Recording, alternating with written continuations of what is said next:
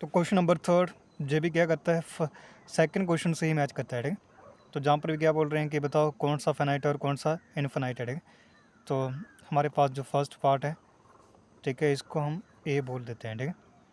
तो क्या बोल रहे हैं, the set of lines which are parallel to the X axis. तो पैरेलल लाइन्स हैं, ठीक है, एक्स एक्सिस के, ठीक है। तो वो आपने बतानी है, ठीक है। तो जिस सेट क्या होगा, ठीक है। तो क्या बता रहे हैं कि सेट है किसका, लाइन्स का, ठीक है, जो पैरेलल हैं किसके, एक्स एक्सिस के, ठीक है। तो जो फिनाइट होगा, जो इनफिनाइट होगा, ठीक है, जो क्या होगा, इनफिनाइट सेट, ठीक है। क्या लिखना है आपको, इनफिनाइट, ठीक है। समझ आ गया ना। ये देखो एक्स एक्सिस आपके पास एक लाइन है, ठीक है। इसके पैरेलल जितनी मर्जी आप लाइन ड्रा कर सकते हैं, ठीक है। आपकी जितनी मर्जी है, जितनी चॉइस है, आप उतना क्या कर सकते हैं, ठीक है, जहाँ पर लाइंस ड्रा कर सकते हैं, ठीक है। ठीक है, जहाँ पे कोई भी क्या नहीं होगा, ठीक है, नहीं तो एंडिंग नहीं होगा, ठीक है। तो इसलिए जो सेट क्या हुआ, इनफिनाइट, ठीक है। सेकंड जो हमारे पास पार्ट है, अब वो देखो, तो सेकंड पार्ट को हम बी लिख देते हैं, ठीक है। तो क्या बता रहे हैं, the set of letter in English alphabet. तो इंग्लिश अल्फ़ाबेट जो है उनका सेट आपको बताना है, ठीक है। तो जी क्या होगा, ठीक है, फाइनाइट होगा या इनफिनाइट होगा। तो जी क्या होना है, फिनाइट होना है, ठीक है। समझ आ गया है ना। तो जहाँ पे आप लिख भी सकते हैं, देयर आर 26 लेटर्स, जो आर्टिकल्स हमारी जो भी चॉइस हो हम लिख सकते हैं, ठीक है।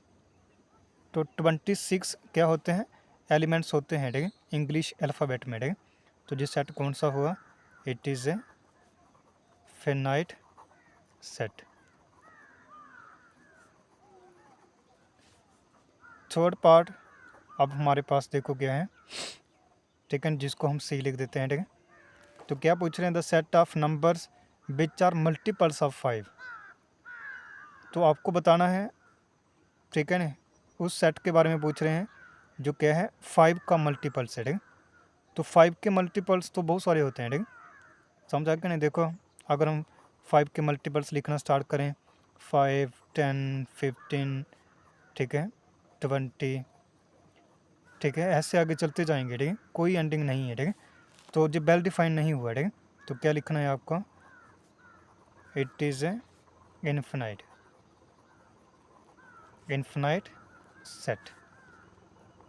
क्वेश्चन थर्ड का फोर्थ पार्ट अब देखो, जिसको हम डी से डिनोट करेंगे।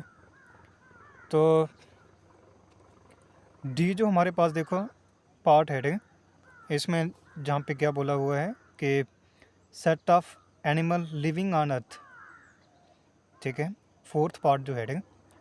तो set of animals living on earth, ठीक है।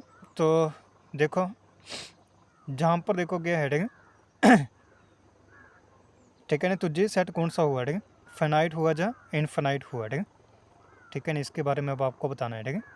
तो जी क्या है, सेट फिनाइट है, ठीक है, it is a finite set. क्योंकि साइंस ने क्या किया है, ठीक है ना, बताया है, ठीक है, इसके ऊपर सर्च की है और बताया है कि 89,000 स्पीशीज़ हैं, ठीक है, किसकी, एनिमल्स की, ठीक है। ठीक है ना, समझा गया। तो काउंटेबल है, इसको काउंट किया हुआ है, ठीक है। तो क्या हुआ, जो एक फिनाइट सेट हुआ, ठीक है। उसके बाद फिफ्थ पार्ट, तो फिफ्थ पार्ट में क्या पूछ रहे हैं, the set of the circle through the origin, ठीक है ना, ओ कामा ओ, ठीक है, जब 0,0 भी हम इसको लिख सकते हैं, ठीक है। ठीक है, तो ये बताना है आपको कि ये क्या होगा, फिनाइट होगा या इनफिनाइट होगा, ठीक है। तो ये भी क्या है, हमारा इनफिनाइट सेट है, ठीक है।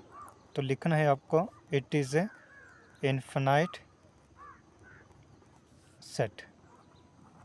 तो ये क्यों इनफिनाइट है, क्योंकि ठीक है नहीं, तो जितने भी हम देखो, ठीक है नहीं, जहाँ पे इन्होंने बोला गया है कि सेंटर एक होना चाहिए, ठीक है, और वहाँ, ठीक है ना, ठीक है ना, सेंटर एक होना चाहिए और वहाँ पर हम कितने सर्कल्स ड्रा कर सकते हैं, ठीक है। तो बहुत सारे सर्कल ड्रा कर पाएंगे, ठीक है। ठीक है ना, तो मल्टीपल ठीक है ना, सर्कल्स हम ड्रा कर सकते हैं, ठीक है, एक ही, ठीक है ना, तो सेंटर पॉइंट से, ठीक है, समझ आ गया नहीं। तो ये भी हमारा क्या है, इन्फिनाइट सेट हुआ। इसी के साथ हमारा जो क्वेश्चन नंबर 3 भी क्या हुआ, कंप्लीट हुआ है।